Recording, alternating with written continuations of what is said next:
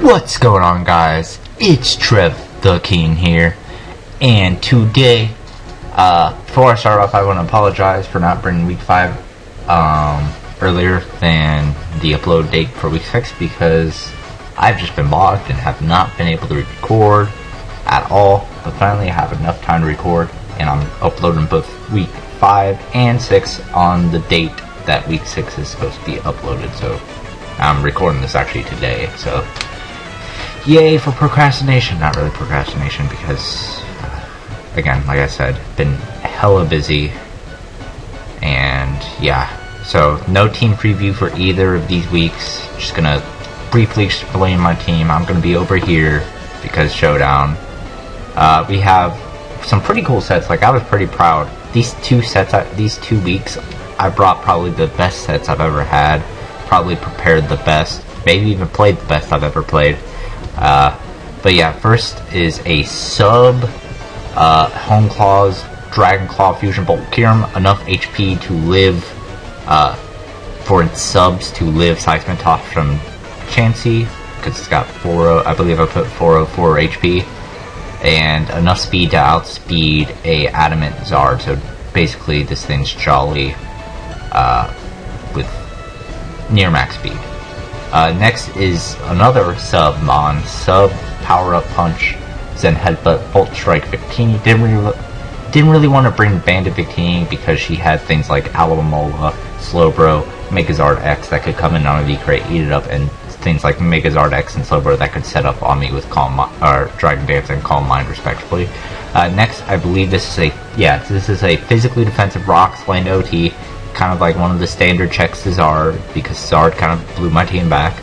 Next we have a Yachi Berry Sir with enough speed to outspeed Jolly Zard X with Leaf Storm, Giga Drain, Dragon Pulse, and finally Taunt, so I could set up on Chansey. Pretty much I brought a ton of mons that set up on Chansey. As you see, Doublade sets up on Chansey all the time because it's immune to its main form of attack. The Yachi Berry's there for Starmie, as Starmie is the only thing on her team that can outspeed me without a Scarf or a boost. It has enough Spadef to like take 40 max with the Yachi Berry. So like I can switch in on like a Psy Shock, I believe, and take an Ice Beam. Well, not switch in. I can take a Psy Shock and take an Ice Beam, basically. And we have Doublade, which is just Sword Stance, Sacred Sword, Shadow Sneak, and I believe Shadow Claw, if I remember right. I think I was debating between Sacred Sword and Iron Head, and if it came down to like I only had enough health to live 1 Earthquake from Diggersby, I want to be able to OHKO Diggersby for sure. And finally we have a physically defensive Sylveon with Wish, Protect. No, I don't think it's Wish. Is it Wish Protect? I don't know. I think it's Wish, Baton Pass, Heal Bell, Hyper Voice. It's either Wish Protect or it's Wish Heal Bell. I can't remember. But, yeah, so why don't we get right into the battle. Alright, so she's going to lead off with Diggersby, as I lead off with Kirim. Here, I'm really surprised, because I thought the threat of Ice Beam would scare her out. But nope, she just stays right in, so I set up a Home Claws, which was kind of stupid to set up that early, but, you know, I'm a little ambitious. So I have to switch out here, go into my Doublade. I know she's Scarf because she outsped me, and Diggersby hits like 284, not 284, hits like 280 max, so there's no way she could have outsped me without the Scarf. I go into Doublade again. I set up way too early, and I'm forced to switch out into my counter, and I go into Lando T to take this oncoming Flare Blitz, and as you see, as I find out later, this is actually an Adamant Zard because my Kirim Black ends up outspeeding it later in the battle. Spoilers. So that literally did nothing. Lando T, you're so bulky. So I think right here I just go for the safe Earthquake, and that does a lot, proving that this is a specially defensive Amoonguss built to take on my Serp, as I have no attack investment at all in Lando, and it still almost did half. So I'm going to go right into my Serp, predicting a Spore, and then I believe I go right into my Doublade, predicting a Sludge, as that is what I do. Or as she actually goes for the HP Fire. Interesting play. but it ends up being a good play. Here, I predict her not to stay in, so I just go for Sacred Sword, and it works out because her Lucario just dies. Funny thing with Ashley, that's the third time she sacked Lucario to a fighting type move. Like out of the blue for no reason. So, yeah. Except this time they actually took a prediction, but, yeah, she's just gonna keep going for Flare Blitz, and I keep weakening her. And I'm always gonna go for Earthquake, because I don't want to take the risk that, like, she's, like, for some reason stays in, and then I get 2-week KO'd, especially not when I'm in this range, and I haven't gotten a wish from my Sylveon into this yet. So I'm just gonna Earthquake again, and I U-turn again, and Lando's putting in some good work, actually.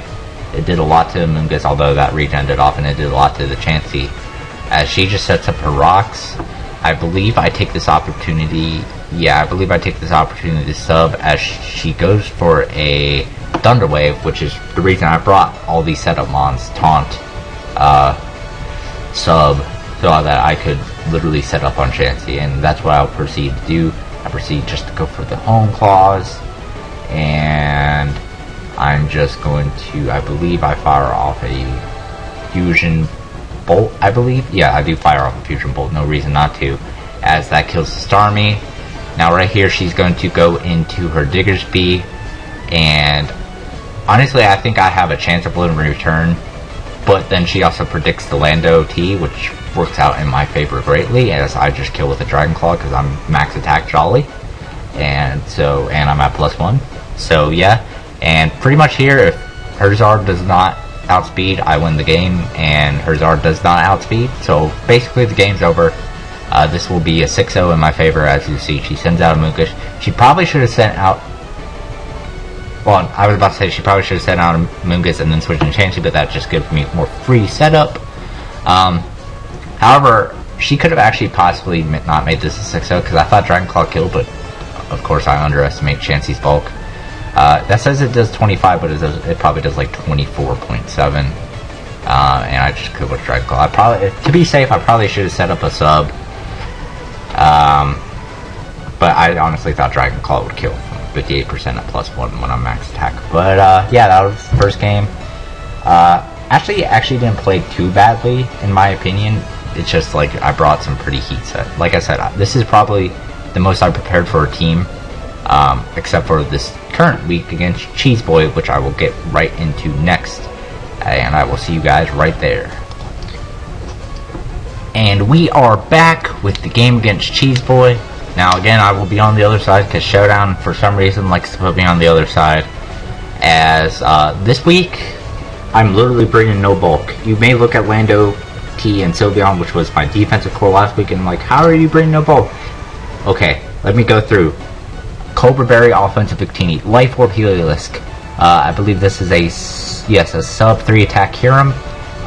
This is Lumberry for the Thunder's T.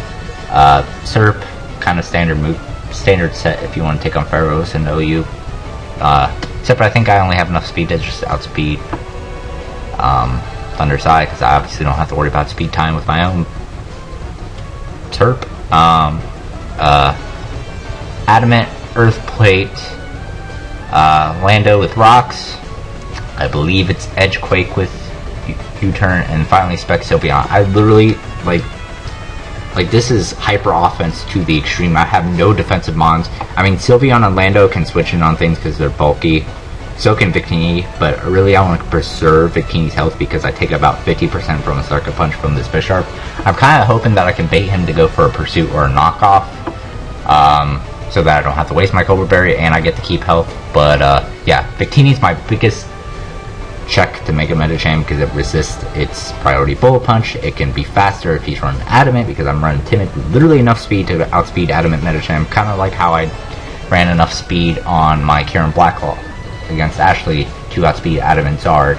And when I mean Adamant Medicham, I mean Adamant Mega Medicham. I'm not running 260 speed, I'm running 300 on Victini. This Heliolisk, I originally had Focus Blast, but then I was like, I already have enough things for Ferrothorn. If he brings Ferrothorn, fine, I'll just run T-Bolt just in case he burns Manaphy. But he ended up bringing Ferrothorn and not Manaphy, so I got bit in the butt, but it's okay. Sub 3 attacks here, I believe it's Sub, Ice Beam, Fusion Bolt, Earth Power? Yes. This is just standard, literally standard SERP moveset. Lumberry for the Thunderous Eye, because I think, did I call Thunderous T before? I don't know. But it's Thunderous Eye, and I have Lumberry so that I can literally use this thing as set of fodder once. Earthquake Lander's T, because he has no Twitchins on his team except for Togekiss, but because I'm max attack, Stone Edge will be doing a pretty decent chunk if I do say so myself. And finally, Spec Sylveon, he has one switch into Hyper Voice. I have HP Fire. Let's get rolling. And alright, so he's going to lead off with his Medicham. I'm going to lead off with my Victini. My Victini is probably the biggest threat to his team. That's why I led off with it. Good for Fake Out, does nothing, but I do confirm that's Adamant. So I know I outspeed, and later on in the battle, you know, if it ever came down to it, I knew I outspeed. Now here he sacks his Scolipede. I'm glad, because that thing was, I had Lando to counter, but that thing was still scary. Here I was kind of hoping he would go for knockoff or pursuit, but he didn't. But I still killed the Bisharp. The reason why he sacked Scolipede was so he could get in a free switch into Bisharp, which I understand. But I packed the Cobra Berry and like 100 defense EVs, so that's no problem. Here I know Fake Out's coming. I know Fake Out plus BP kills me, so I go right into Lando. And here I'm pretty sure he has Ice Punch, so I'm gonna go into Sylveon, or at least I want to scout for it. And I know since it's at -1 and I'm max HP, I can at least take some hits. Here I do go for an HP Fire predicting the Ferrothorn, but he predicts that very nicely and goes into Togekiss predicting that.